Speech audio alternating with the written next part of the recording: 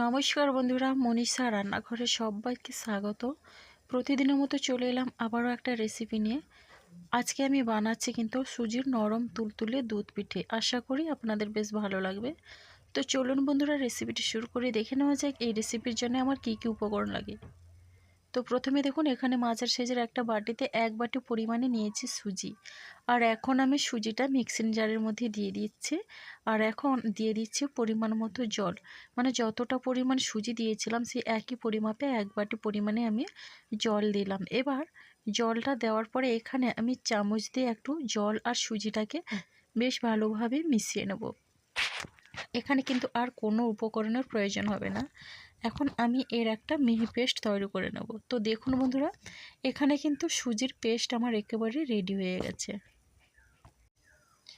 আর এখন আমি এই সুজিটাকে ঢেলে নিচ্ছি একটা পাত্রে।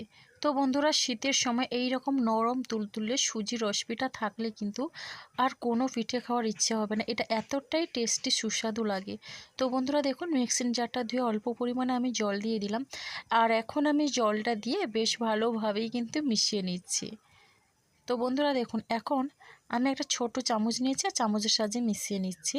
আর এটা কিন্তু বেশ ভালোভাবে মিশিয়ে নিতে হবে। আর ঘনত্বটা দেখছেন বন্ধুরা, এই রকম ঘনত্ব রেখে কিন্তু এই পিঠেটা বানিয়ে নিতে হবে। আর এখন আমি এখানে দিয়ে দিচ্ছি দেখুন স্বাদ অনুসারে লবণ। যেহেতু মিষ্টি জিনিস, একটু লবণ দিলে কিন্তু খেতে বেশ লাগে। তো লবণটা দিয়েও আমি বেশ ভালোভাবে সুজির সঙ্গে মিশিয়ে নেব। এখানে কিন্তু আমি চিনি দিচ্ছি না, আমি কিন্তু চিনিটা যখন মালাই করব তখন কিন্তু দেব।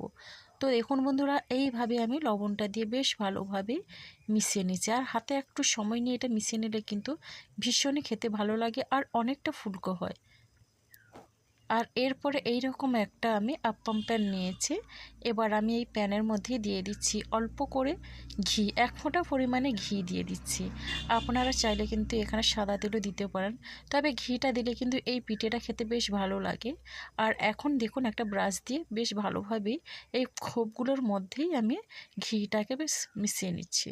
তো দেখুন বন্ধুরা, এখানে কিন্তু আমার এই প্যানটা একেবারে রেডি হয়ে গেল। আর এখন আমি বাটির মধ্যে যে সুজিটা আমি রেখেছিলাম, তো সেই সুজির মধ্যে দিয়ে দিচ্ছি ইনো।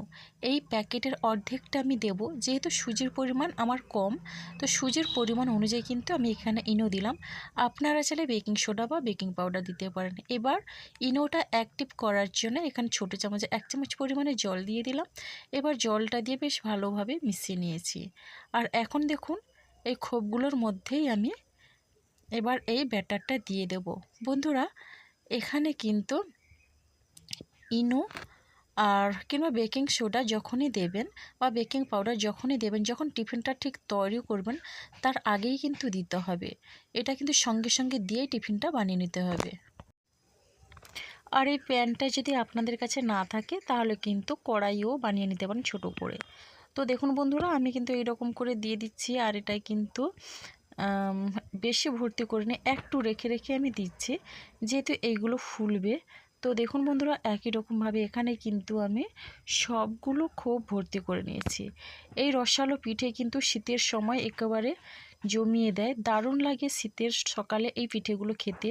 যে কোনো সময় কিন্তু খেতে বেশ ভালো লাগে। এবার দেখুন, আগের থেকে গ্যাসে একটা কড়াই বসিয়ে দিয়ে কড়াইয়ে জল গরম করতে দিয়েছি। এবার ওই কড়াইয়ের উপরে কিন্তু আমি দিয়ে দিচ্ছি ওই আপ্পাম প্যানটা। এদিকে দেখুন, আমি ঢাকনা দিয়ে ওটা কিন্তু রেখে দিলাম 5 থেকে 7 মিনিটের মতো। খুব সহজে কিন্তু হয়ে যায়, বেশি সময় লাগে না। এদিকে আমি একটা কড়াইয়ে আগের থেকে দুধ গরম করতে দিয়েছি। দুধটা কিন্তু অনেকটা গরম হয়ে গেছে।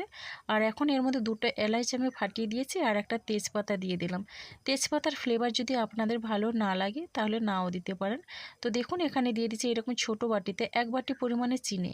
এখানে চিনির পরিমাণ বলতে গেলে কিন্তু 50 গ্রাম হবে, যেহেতু আমি সুজির মধ্যে দিইনি চিনিটা। আর আমি কিন্তু সুজির পরিমাণ অনুযায়ী এখানে দুধের মধ্যে মধ্যে চিনিটা দিলাম। এবার আমি চিনিটা দিয়ে বেশ ভালোভাবে মিশিয়ে নিচ্ছি। দুধটা আগের থেকে যেহেতু জাল করা ছিল, এখানে কিন্তু বেশি সময় ধরে জাল করার দরকার নেই। আর এরপরে দেখুন এখানে নিয়েছি নারকেল কোড়া। আমি যেহেতু সুজির ব্যাটারের মধ্যে নারকেল কোড়া দিইনি, আমি কিন্তু এই দুধের সঙ্গে নারকেল কোড়াটা দিলাম। ভীষণই ভালো লাগবে দুধের সঙ্গে এই নারকেল কোড়াটা একটু জাল করে নিলে। আর এই যখন পিঠেটা খাওয়া হবে, মুখে কিন্তু এই নারকেল কোড়া পড়লে ভীষণই ভালো লাগে। তো দেখুন বন্ধুরা, এদিকে আমি ফিরে এলাম 7-8 মিনিটের পরে। দেখে বুঝতে পারছেন পিঠেগুলো কিন্তু ফুলে গেছে, আর একাই কিন্তু এই খোপগুলো থেকে ছেড়ে দিয়েছে। তো খুব সহজেই কিন্তু এগুলো তোলা যাচ্ছে। আর দেখুন অনেকটা কিন্তু ইডলির মতো হয়েছে। এইভাবে পিঠেটা ভাপিয়ে নিয়ে দুধের মধ্যে ফুটিয়ে নিলে কিন্তু দারুণ লাগবে। তো বন্ধুরা দেখুন সবগুলো কিন্তু আমি এইভাবে তুলে নিলাম। আর কতটা লোভনীয় হয়েছে দেখেই বুঝতে পারছেন। একবার হলেও আপনারা ট্রাই করুন, আর দেখবেন ভীষণ ভালো লাগবে শীতের সকালে এই পিঠেগুলো খেতে। আর আমি এখানে কিন্তু গরুর লিকুইড দুধটা নিয়েছি। আপনারা চাইলে কিন্তু এখানে গুঁড়ো দুধটাও ব্যবহার করতে পারেন। তো দেখুন বন্ধুরা, দুধটা কিন্তু এখন আমার জাল করা হয়ে গেছে। এটা কিন্তু আর বেশি ফোটানোর দরকার নেই। এদিকে আমি একটা পাত্রে ওই পিঠেগুলো নিয়ে নিচ্ছি সাজিয়ে। আর এখানে কিন্তু যেহেতু আমি দুধটা দেব, তার জন্য আগের থেকে কিন্তু পিঠেগুলো এইভাবে সাজিয়ে নিচ্ছি। আর দেখেই বুঝতে পারছেন বন্ধুরা পিঠেগুলো কতটা নরম আর তুলতুলে হয়েছে। এই অবস্থায়ও আপনারা পিঠেগুলো খেতে পারেন। তো দেখুন এখন আমি অল্প অল্প করে দুধ নিয়ে আমি ওই পিঠের মধ্যেই দিয়ে দিচ্ছি। তো এই পিঠের রেসিপি যদি ভালো লেগে থাকে তাহলে অবশ্যই লাইক, শেয়ার, কমেন্ট এবং সাবস্ক্রাইব করে আমার পাশে থাকবেন। নতুন বন্ধুরা যারা এখনও আমার চ্যানেলটিকে সাবস্ক্রাইব করেননি, প্লিজ সাবস্ক্রাইব করে পাশে থাকা বেল আইকনটি প্রেস করে নোটিফিকেশান অল করে দেবেন। তাহলে কিন্তু সবার আগে আপনারা আমার নোটিফিকেশান পেয়ে যাবেন। তো বন্ধুরা দেখুন এখন দুধটা দিয়ে দিলাম। আর এটা যদি আপনারা রাতের বেলা করে সকালের দিকে খান দেখবেন ভীষণই ভালো লাগবে। তবে এটা আমি রেস্টে রেখে দেবো অন্তত 10 থেকে 12 মিনিটের মতো। আপনারা যদি বেশি সময় ধরে রাখেন তাহলে কিন্তু আরও বেশি ভালো লাগবে।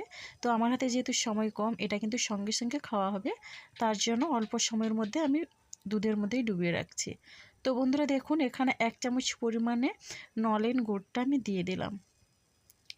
দারুণ লাগে কিন্তু গুড় দিয়ে এই পিঠে, অসাধারণ লাগে। আর দেখেই বুঝতে পারছেন কতটা লোভনীয় হয়েছে।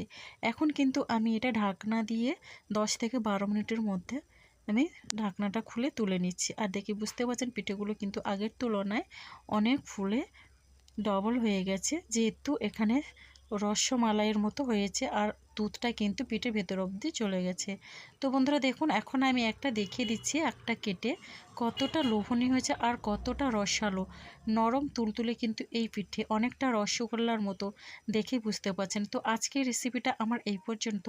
আর আগামীকাল আসবো আবারও একটা নতুন রেসিপি নিয়ে। আপনারা সবাই সুস্থ থাকুন, ভালো থাকুন। অসংখ্য ধন্যবাদ। আর অনেক অনেক ভালোবাসা রইল আমার সোনা বন্ধুদের জন্যে। আর পিঠেটা কেমন লাগলো অবশ্যই কমেন্ট করতে ভুলবেন না। আপনাদের একটা মিষ্টি কমেন্ট কিন্তু আমাকে অনেক উৎসাহ দেয় নতুন রেসিপি